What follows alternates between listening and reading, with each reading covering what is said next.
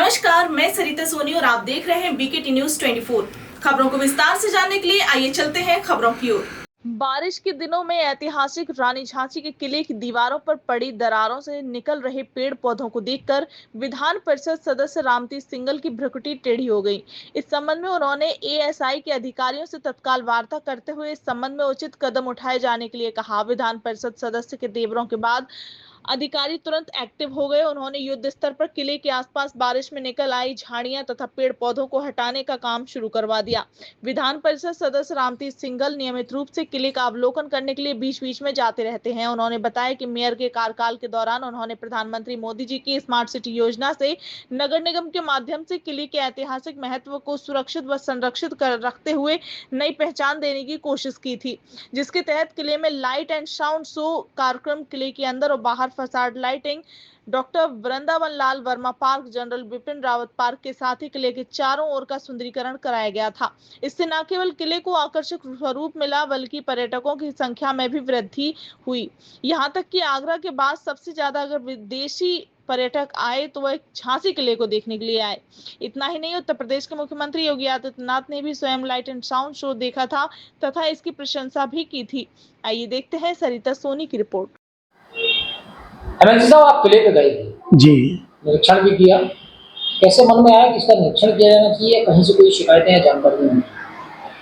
जैसा कि आप जानते हैं कि माननीय प्रधानमंत्री नरेंद्र मोदी जी की जो स्मार्ट सिटी योजना थी, उसके माध्यम से किले के अंदर, किले के बाहर, किले के चारों तरफ जो भी भूमि थी उस पर विकास के बहुत सारे कार्य कराए गए थे।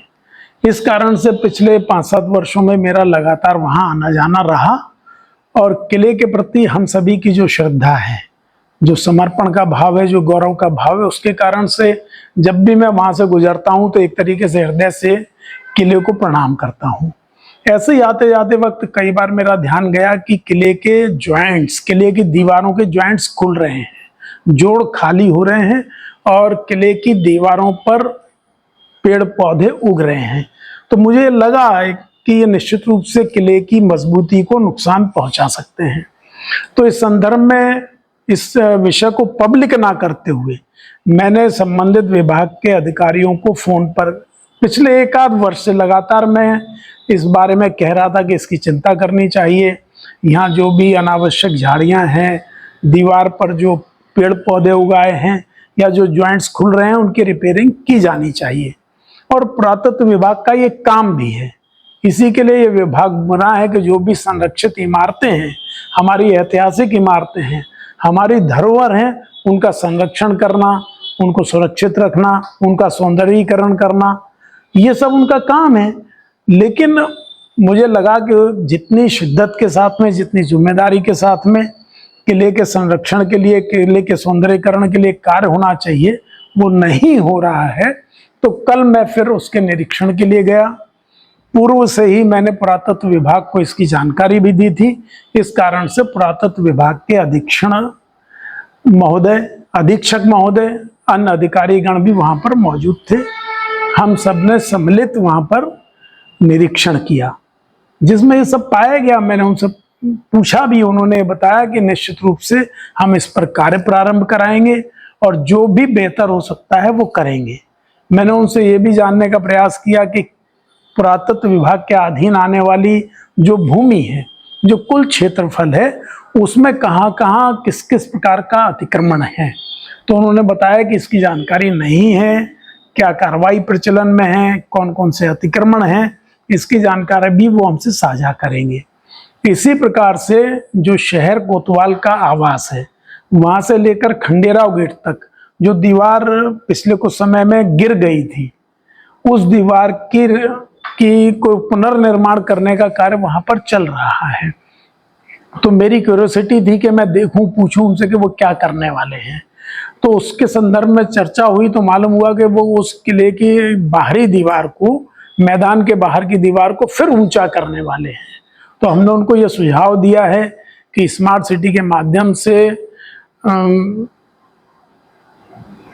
किले खंडेराव गेट से लेके और गांधी भवन तक किले की दीवार को नीचा किया गया था और फिर ग्रेलिंग की गई थी। इसी प्रकार से यहाँ पर भी करना चाहिए, जिससे कि आते जाते राहगीरों को किले के चारों तरफ का सौंदर्यीकरण भी दिखे, किले की तलहटी भी दिखे और पूरा किले के भी दर्शन हो। तो मुझे लगता है इस सुझाव को भी वो अपने इस निर्माण कार्य में शामिल करेंगे। और बाकी पुनः एक हफ्ते बाद जब वो हमसे मुलाकात करेंगे, सारी कार्य योजना बताएंगे, उसके बाद आगे जो भी इसके हित में होगा वो हम लोग प्रयास करेंगे। क्या लगता है संगल साहब कि क्या अधिकारी जानबूझ के अनदेखी करते हैं ये सारी चीजें, झाड़ झंकार, दीवारों के बीच में से पेड़ पौधों का उगना, ये सार्वजनिक तौर पर देखते ही? निश्चित रूप से पुरातत्व विभाग का ये प्रथम उत्तरदायित्व है कि संरक्षित इमारतों का कैसे अनुरक्षण हो, कैसे रखरखाव हो, कैसे रिपेयर एंड मेंटेनेंस हो। तो निश्चित रूप से कहीं ना कहीं इसको हम लापरवाही मान सकते हैं। आपने पत्र लिखा है क्या केंद्र सरकार को इस बारे में? हमने अभी जल्दबाजी में कोई कार्य नहीं किया। यहाँ जो स्थानीय स्तर पर अधिकारी हैं, निश्चित रूप से उनकी ये जिम्मेदारी है, और उनसे जब हमने चर्चा की तो मुझे लगा कि अगर लापरवाही हुई भी है तो वो इस कार्य को करने के लिए सहमत हैं, इसलिए किसी को पत्र लिखने की मुझे आवश्यकता महसूस नहीं हुई।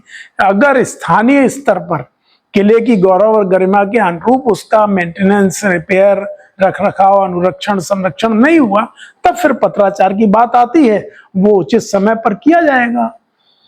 विधायक जी, बड़ी बिल्डिंग बनने में क्या आपकी नियत उस वक्त गई कि नहीं गई? विषय भी हम लोगों के संज्ञान में है, लेकिन सभी विषय एक बार में लिया जाना मुमकिन नहीं होता है। इसलिए जो प्रमुख विषय है कि जो हमारे संरक्षित इमारत है, जो हमारी झांसी का किला है, जिसके कारण से झांसी को पूरे विश्व में जाना जाता है, जिसे आज उसका निर्माण 1613 ईस्वी में ओरछा नरेश वीर सिंह जी देव द्वारा कराया गया था। लेकिन 1857 की क्रांति और महारानी लक्ष्मीबाई के बलिदान के बाद में उस किले को महारानी लक्ष्मीबाई के नाम से पूरा विश्व जानने लगा है, झांसी को जानने लगा है। तो हमारा प्रथम उद्देश्य ये है कि किले का संरक्षण सुंदर हो, और पिछले समय में नगर निगम और स्मार्ट सिटी के द्वारा जो कार्य किए गए, उन कार्यों के कारण से आप देख रहे हैं, ये रिकॉर्डेड है कि यहाँ पर पर्यटकों की संख्या कई गुना बढ़ी है। 2 वर्ष पूर्व तो ये अखबारों में आंकड़े छपे थे, तो एक आंकड़ा ये था कि विदेशी पर्यटकों को अगर हम छोड़ दें तो जो भारतीय पर्यटक होते हैं उसमें आगरा से भी अधिक पर्यटक झांसी किला देखने के लिए आए थे। तो ये हम लोगों के लिए गर्व की बात है, गौरव की बात है। आगे पर्यटक और बढ़ेगा। इस